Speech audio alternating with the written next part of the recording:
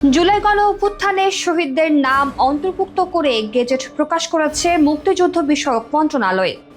শহীদদের medical case, ID, নাম, বাবার নাম, বর্তমান ঠিকানা এবং স্থায়ী ঠিকানা যোগ করে গেজেটে সই করেন মন্ত্রণালয়ের উপসচিব হরিদাস ঠাকুর। সারা দেশের 834 শহীদদের নাম যুক্ত করা হয়েছে গেজেটে। প্রত্যেকের নামের পাশে মেডিকেল কেস, আইডি উল্লেখ করা হলেও কে কোথায় এবং কোন তারিখে শহীদ হন তা গেজেটে উল্লেখ করা হয়নি।